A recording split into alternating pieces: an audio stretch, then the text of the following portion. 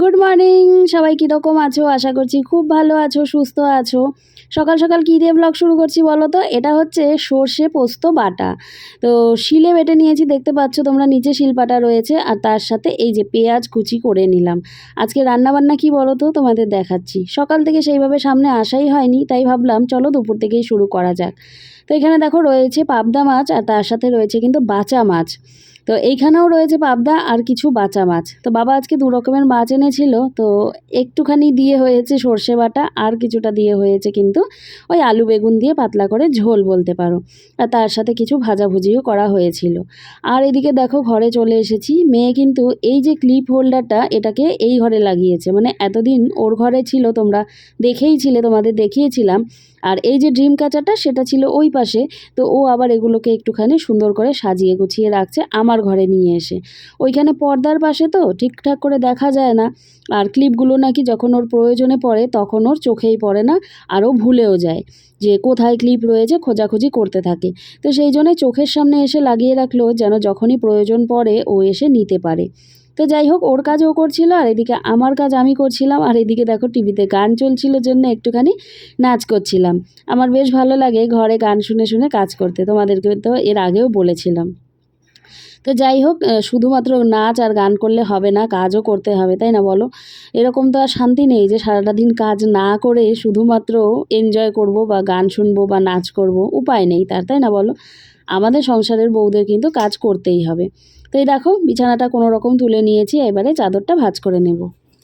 Good afternoon everyone, সবাই কীরকম আছো? আশা করছি খুব ভালো আছো, সুস্থ আছো। এদিকে আমরাও ভালোই আছি। আজকে হচ্ছে কী বার বলো তো? শুক্রবার। আর সময় এখন অনেকটাই 3টে বেজে গেছে। তো আমি হচ্ছে সকাল থেকে কাজকর্ম যা যা করেছি কিছুই আর তোমাদের সামনে সেইভাবে শেয়ার করতে পারিনি, কারণ মোবাইলটা আমার ধরাই হয়নি। ওই টুকিটাকি কিছু একটুখানি করেছি। সমস্ত কাজকর্ম শেষ, মানে আমার মতো বোকা মনে হয় কেউ নেই। আর কাজকর্ম সমস্ত কিছু শেষ করে তারপরে মোবাইলটা হাতে নেই, কি বলো তো? ওই ঝপঝপ করে কাজগুলো শেষ করি। মানে কি বলবো তোমাদের যে আমার সাথে কি হয় কি চলে। যাই হোক, এই যে বিছানাপত্র সমস্ত ঠিক করে নিয়েছি, আর এই দেখো নাইটি বের করে নিয়েছি, স্নানে যাব। শেষ বেলায় রোদ উঠেছে বলতে পারো, 3টের সময়। কিছুই ধোয়া কাচাও করিনি, দুদিন থেকে আমি ছাদেও যাই না। দুদিন আগে 2-3টে নাইটি দিয়ে এসেছি, আনতেও যাই না। তো এত বৃষ্টি হচ্ছে, আর এই যে শেষ বেলায় করে একটু একটু করে রোদ উঠছে। কালকে তো মনে হয় রোদ ওঠেইনি, আজকে তাও রোদ উঠেছে। যাই হোক চলো, যাই স্নানটা সেরে আসি। ভালো লাগছে না। ম্যাম চলে আসবে 3:30 সময়, আর আজকে ওর পড়া আছে 3:30 সময়, আবার 6টার সময় আছে টিউশন। তো দৌড়াদৌড়ি করতে হবে। আর এখন কথা বলছি না, চলো আগে স্নানটা সেরে আসি, তারপর না হয় তোমাদের সাথে কথা বলবো। আজকে কিন্তু সকাল সকাল স্নান করিনি। তোমরা প্রায়ই দেখো আমি সকালে স্নান করি, আবার করিও না। তো আজকে কিন্তু সকালে করিনি, একেবারে দুপুর হয়ে গিয়েছে জানো। তো এদিকে দেখো স্নান করে আমি চলে আসলাম ঠাকুর ঘরে। আর এটা তো রোজকারই, কি সুন্দর লাগছে দেখো। আর প্রত্যেকটা ফুলই কিন্তু আমাদের বাড়ির। এই কাঠগোলাপগুলো দেখো, দেখে না একেবারে মন ভরে যায়। গোলাপি থিমের ওপর যেন ঠাকুরের আসনটা সাজানো হয়েছে। আমার কিন্তু প্রথম ঝলক দেখে এটাই মনে হয়েছিল। স্নান করে চলে এসেছি, সিঁদুর পরে নিয়েছি, চুলটাও আঁচড়ে নিয়েছি। আর এখন হচ্ছে খাওয়া দাওয়া করবো। এখানে থালা পড়ে রয়েছে, মেয়ে খেয়েছে, দিয়ে ম্যাম চলে এসেছে, ও কোনো রকমে থালা এখানেই রেখে দিয়ে, দেখো থালায় জলও দেয়নি, বাইরে হাত ধুয়ে পড়তে বসে পড়েছে। ঘড়িতে বাজছে 3:45। তো এখন আমি খাওয়া দাওয়া করে নেব। রান্নাবান্নাগুলো তো আগেই দেখিয়েছিলাম তোমাদের। তো এখন দেখো খেতে বসে পড়লাম। এই একটুখানি ভাজা নিয়েছি, এক টুকরো শশা, আর তার সাথে নিয়েছি একটা পাবদা মাছ, একটা বাচা মাছ। দুদিন থেকে নাইটিগুলো ছাদেই রয়েছে, বৃষ্টি বৃষ্টি তো আসিও না, আর মেশিনও চালাইনি, এক গাদা জামা কাপড়ও হয়নি, যা টুকিটাকি নাইটি হয়েছে সব বারান্দায় দিয়ে রেখেছিলাম। তো এখন শুকাচ্ছে না, যেহেতু নাইটির অভাব পড়ে যাচ্ছে। তো সেই জন্য ছাদে আসলাম, নাইটিগুলো নিয়ে যাই। 3টে নাইটি রয়েছে, দেখো এই দেখো, নিয়ে যাই এখন। শুকিয়ে তো গেছেই, দুদিন আগের দেয়া। আর কিছুক্ষণ আগে রোদ উঠেছিল, এখন আবার না মেঘ হচ্ছে। আমার 6টার সময় বেরোনো আছে, ভাবো, টিউশন আছে। কাছে পিঠে না, বেশ দূরে। কাছে পিঠে হলে তাও হয়, দূরে টিউশন। ভাল লাগে না গো, বৃষ্টি টিষ্টি হলে না দেওয়া নেওয়া প্রচুর চাপ হয়ে যায়। আর গাড়ির মধ্যে আরও অসুবিধা হয়, না হাঁটা পথের রাস্তা যে হেঁটে হেঁটে যাবো চলে আসবো ছাতা নিয়ে, তাও না, রেনকোট পরতে হবে। রেনকোট পরলে কী যে বিরক্ত লাগে, কি বলবো। যাই হোক, ম্যাম পড়াচ্ছে, ঘরে গিয়ে আর কথা বলবো না। আমি এখন একটু গিয়ে রেস্ট নিই, মেয়ে পড়তে থাকুক। ওই 5:30 নাগাদ ছুটি হবে, 5:15 নাগাদ ছুটি হবে, 6টার দিকে টিউশন নিয়ে যাব। চলো আসছি এবার। Good evening. মেয়েকে টিউশন দিয়ে চলে আসলাম ঋতুরাজের কাছে, আমার বাবাটার কাছে চলে আসলাম। ঘড়িতে 6:30 থেকে একটু বেশি বাজে। বাড়ি থেকে বেরিয়েছিলাম 6:05, একটু দেরি করেই ম্যাম আসে, তো সেই জন্য একটু দেরি করেই বেরিয়েছিলাম। বাবা, এই যে সবাইকে তোমার তোমার নাকটা একটু দেখাও তো, তোমার নাক দেখাও তো একটু সবাইকে। নাক কোথায়? নাক নাক দেখাও, নাক দেখে দাও বাবা, দেখি নাক, দেখি নাক। ওই যে ও এখন অন্য খেলায় ব্যস্ত, সেই জন্য এখন দেখাবে না। ও বাবা, আচ্ছা এই দেখো, এই দেখো সবাই এখানে আসে, এই যে এখানে সবাই দেখো, তোমাকে সবাই দেখছে, দেখো এই যে, এই যে, এই যে দেখো, দেখো। ও এখন খেলায় ব্যস্ত, ওই যে খেলা, এগুলোই ওর খেলনা। খেলনা দিয়ে খেলে না, এই সমস্ত কৌটা কৌটি এই সমস্ত দিয়ে খেলে। হ্যাঁ, চোখ দেখা দাও, নাক দেখা দাও একটু, দেখি দেখি। এই যে বাবা, দেখি তোমার নাকটা, দেখি একটু, কোথায় তোমার নাক? ও এখন দেখাবে না, এখন দেখাবে না। এই যে, এই যে দেখো, এই দেখো, এইদিকে দেখো কে ব্যস্ত, প্রচুর ব্যস্ত। তারপর দেখো, আমার না প্রচুর মাথা ব্যথা করছিল জানো তো, অনেকক্ষণ থেকেই। তো মুগ্ধকে এখন একটুখানি কাকা নিয়ে গেছে কাকার ঘরে। তার আগে কিন্তু আমি ওকে একটুখানি ঘুরিয়ে নিয়ে এসেছি রাস্তা থেকে।